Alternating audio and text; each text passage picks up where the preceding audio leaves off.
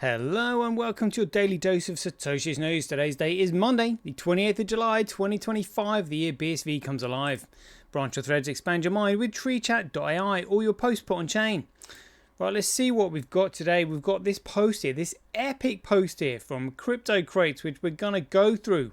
Going on about 725 Satoshis in a wallet that's been sent, the significance of watermarks in the white paper. Wallet addresses with ICEBERG and one Wright. WRICH. Sound familiar? Yeah, we'll go over all of that. Alex Farvel also weighing in on that. Degan also commenting. CSW says, how does someone selling 80k BTC not crash the price? Simple, so he explains it. Kurt also said, sending love, thanks and congratulations to the apes making this possible. So Gorilla Pool moving up the rankings there with, I think that's 11%. That's pretty great for them. We'll have a look at some of the articles in Cointelegraph, CoinGeek. We'll have a quick look at the figures, some 365 days of Bitcoin history, and then we'll finish with the Kellenschweller countdown. Right, let's get into it.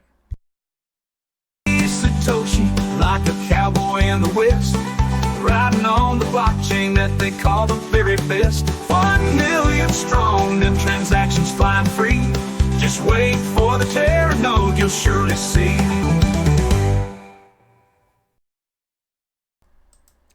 Alrighty, here we go. Right, let's start off with this then. Crypto Crate says, you thought the fleet of ICEBERG addresses was the end of the story. Cute. Let's focus on just one transaction, the address. The one WRICHT, so in other words, the C is like a replica for G, so it says one right. He said, sound familiar? Oh, and the fee rate was just 2.949 sats. VB, it's something byte. I'm sure that's just another random number, but I'll let one of you smart guys figure that one out. The one right address received a payment from the original one ICEBERG address. The amount 725 Satoshis. Hint, check the white paper watermark. To all the armchair experts screaming you can just generate these, please go ahead.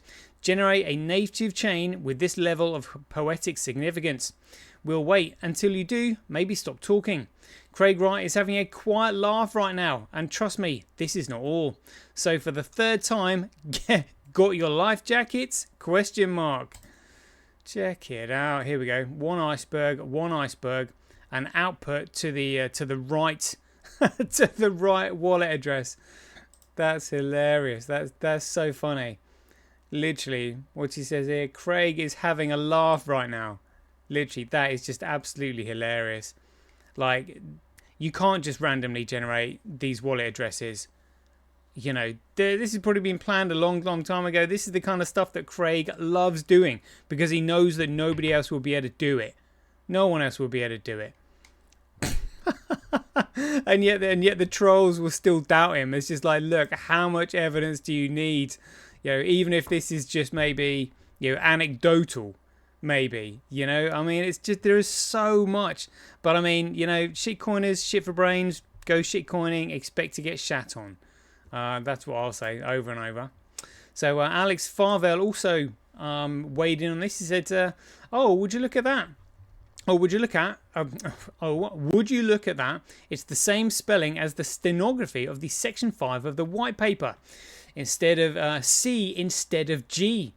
So checking out the patterns of the stenography in the white paper, Wright, which is what she spelled with a C here, suddenly matches the stenography in the white paper that Alex had found. Like, absolutely fantastic.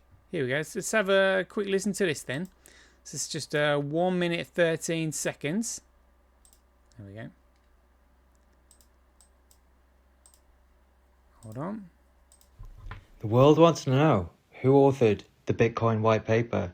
Like I said yesterday, if you read it in a secret language called steganography, it pops out and it is beautiful. Why? Because the secret to get the name is very simple. You have to run the rules of the Bitcoin network over the steps to run the Bitcoin network as per instructions communicated stenographically within the paragraphs below. Sounds complicated. It is complicated, but at the same time, it's now public. I decoded it for you in this massive report, which is about 64 pages or so, and it's open to the public now at this GitHub. Patreon for more, where I investigate the secrets of the crypto pizzas. Oh, and I chose today because it's my birthday. Happy 35. So everybody knows that there's hidden codes in the Bible and all that. Would you believe it? There is now hidden codes in the white paper put in there via stenography. Stenographic cryptography. Well, not quite cryptography. Stenography is what it's called. But amazing. Amazing. All had to come out. Oh, brilliant. Degan was also weighed in on this. He said, don't know if anyone else spotted it. 725 sats. The transaction was created by someone who knows the white paper watermark. Another point, the transaction author must vanity aggregate any address they spend, but can send to an address to which the private key is unknown much more cheaply. Yeah. Just amazing. Amazing. And people still doubt that CSW is Satoshi. I think you've got to be absolutely absurd, to think that now. And John Wayne has said here to CSW, how does someone selling 80k BTC from 2011 wallets not crash the price? And CSW has said, how does someone selling 80k BTC not crash the price? Simple. Right now, across the exchanges, there are over 40 million BTC listed for sale in total. And bearing in mind the total supply of Bitcoin that hasn't even been fully extracted from the system is 21 million. And yet there are 40 million available, listed for sale across the exchanges. So again, what we're seeing here is exactly what they're doing to the precious metals markets. Silver, gold, there is far more paper, gold and silver available than there is actually gold and silver. And would you believe it, there are far more Bitcoins available for sale on the market than there are actually Bitcoins available for sale. It's just literally over and over and over again. Scammers be scamming. So he said, yeah, right now across the exchanges there are over 40 million BTC listed for sale in total. The illusion of scarcity is just that, an illusion. Add Tether into the mix, which can conjure billions at will, and it can easily cover double that volume without flinching. Think about it, this isn't a free market, it's a theatre, and the script is written in fake liquidity and smoke. And again, yeah, if the money's corrupt, everything is corrupt. Our money as a futurist said, if there is never-ending flinching, then maybe it isn't a Ponzi after all. Can it live on digital gold? Craig has said, it's not to say digital gold must mimic the element. It's not to say that digital gold must mimic the elemental properties of gold. It doesn't have to glint in the sunlight or bend under pressure. But if you're going to call it digital gold, then it must earn the metaphor. And what it reveals, instead of contradiction, unlimited listing, synthetic demand backed by conjured tether air, and an economy propped up on coordinated illusion. That isn't scarcity, that isn't store of value, that's theatre. You don't get to call it gold just because the crowd hasn't flinched yet. Yeah, hasn't flinched, yeah, absolutely. And BSV Truer World has said here, the claim of 40 million BTC appears to be a mistake. This image shows the BTC spot order book on Binance. Well, again, I mean, this is a spot exchange on Binance. If you look across all the exchanges like FTX or when it was still up, it's just scammers v scam. The whole space is an absolute effing scam. All right, let's get on to Kurt's post here. He said, sending love, thanks and congratulations to all the apes that made this possible. Gorilla Pool gonna make it. Check it out. So Gorilla Pool there. with now 11.19% of the hash rate on genuine Bitcoin. Let's have a look. Oh, down to 8.33. But Tal taking the lead up to 30%. Kuv 26.52, QD-Link 18.18, SA100 15.91. Good to see Tau back in the lead though. I wonder if Tau and Gorilla Pool are now maybe using the Terranode mining software. Who knows? Who knows? Right, let's have a quick look at Cointelegraph. I've had a quick flick through these articles. There is literally nothing that really caught my attention. So we're just reading through the headlines here. ECB, European Central Bank advisor, doubts digital euro can match US dollar stablecoins. Biggest trade deal ever. 5 things to know about Bitcoin this week. Not bothered. XRP dip was healthy correction. Who cares? Wrench attacks drive crypto investors to centralized custodians. Who cares? The centralization crisis threatens data privacy. Do one. Solo Bitcoin miner scores 373,000 block reward. Parabolic bull run on the devastating bear market. XRP dip. Bitcoin up this year. Tether Gold rides a bullion boom as the central bank's ETF rush. Honestly, just nothing takes my fancy there at all. Like literally nothing. Monero economic attack receives strong community response. Oh, it's just absolute drivel. Absolute drivel. All of it. People read this crap. Anyway, CoinGeek has got an article here. Said why the US government is backing away from CBDCs. Really? Only because Trump's in, luckily. But let's see what it says here. Although the Genius Act seemed to be the piece of digital currency legislation that got the majority of the press during Crypto Week, 2 other bills also moved through the House, the Clarity Act and the Anti-CBDC Surveillance State Act.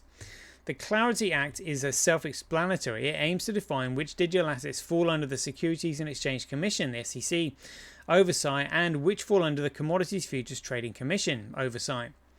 This would settle a long-standing debate that has been going on in the industry for years. However, when it comes to the Anti-CBDC Surveillance State Act, its content is true to its name, anti-surveillance, but it also deserves a closer look, mainly because the proposed bill is a steep departure from the federal government's previous tone on central bank digital currencies. From research to rejection, just a few years ago, the US government, specifically the Federal Reserve, was actively exploring the possibility of launching CBDC. In 2020, the Boston Fed partnered with MIT, that's the... oh my goodness, MIT. Massachusetts, not Massachusetts? Institute of Technology, yeah, I think it is Massachusetts Institute of Technology. On Project Hamilton, a technical research initiative designed to answer one question: could a digital dollar handle fast, secure private transactions at scale by the end of phase 1? The answer was yes. 2 years later, the Fed published the Money and Payments, the US Dollar in the Age of Digital Transformation, a paper that laid out the potential benefits, risks, and design considerations of a CBDC. The Fed said its goal was to spark public dialogue, and it invited comment from the public, academics, and financial institutions alike to further advance this conversation. Although at that point, while nothing was set in stone, it seemed like the federal government was at least open to the idea of launching a CBDC, but now that window of opportunity appears to have been slammed shut. Yeah, you know, we get the picture there. We know what's going on. The cabal want the CBDC. The people don't. You know, is Trump with the people? Is he not? Who knows? Time will tell. Anyway, let's have a quick look at the figures, see what's going on. Oh, transactions down on BSV, just 26.8. Block size, 80.39. But look at the blocks coming through. They're not bad. It's got 61, 73. So, you know, there's more data. There's more data in that one block than there is in the entire column on Greycoin. B Crash still no blocks over a megabyte, and Fisher Price Cash still can't get all of their blocks over a kilobyte, let alone anywhere near a megabyte. 70,000 times cheaper to transact on Bitcoin than Greycoin, mining Bitcoin at a 47% comparable loss. Fisher Price Cash and B Crash, much of a muchness there. Let's have a look at the politics in the pie charts, because that's where it is. Global hash rate 7 days. Global hash rate 24 hours. Grapecoin hash rate other miners just 4.17. Bcrush other miners 13.8. Fisher price gas other miners 60.4. And then Bitcoin, well, again, we've just looked at this. So Tal 30.3. Gorilla Pool 8.33. Price of Bitcoin 28.59. Yeah, pretty much top left 28.53. Let's see what's going on. Overall market 3.86 trillion dollars. That's moving closer to $4 trillion. That is crazy. That is crazy. But BTC trade volume just 1.57%, representing $37 billion. So divide that by 2, you've got about $19 billion worth for sale there. It's really not a lot at all. Not a lot at all. And the entire market is, completely manipulated by Tether, as we found out. Good grief. Let's have a look at the rest of the coins then and the markets. ETH up 3,800. It's like XRP sort of went up and then it's come down a bit. Oh, but they've been pumping USDT into the market. Look at that. Look at that. What's going on here? USDC, that's also had a pump as well. Honestly, this market is such a shit show. Let's have a quick look at the Tether weather before we go on. Market cap. Oh, quite a bit gone in the week. 161 billion to 163.5 billion. So about 2 billion gone in there in a week, as you do over in the Tether Weatherland. But in the month, it's gone from 157 to 163. So basically, $6 billion. $6 billion in a month. Over a bit more than $1 billion a week going in there. My goodness. Let's see where Bitcoin is in this chart now. Oh, at exactly $128.61. Right, just the one bit of news today on the 28th of July. Just got Satoshi Nakamoto posting here from Data DIR. Whatever that is. It was able to reproduce this. The database doesn't like the relative path.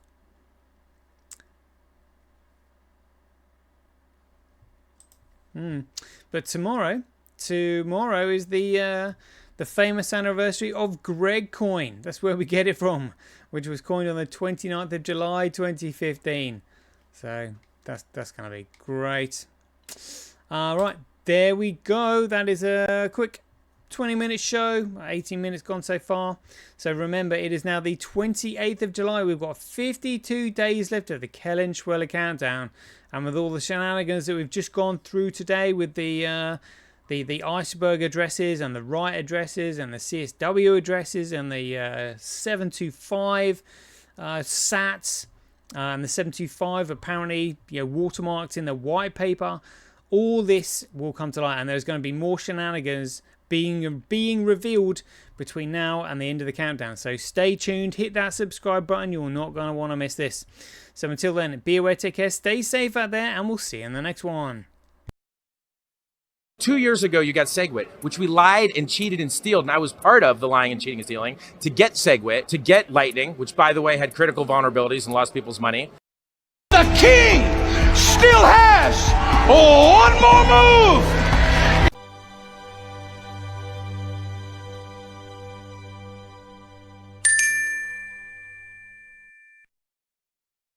Remember, Bitcoin is BSV. Everything else is BS.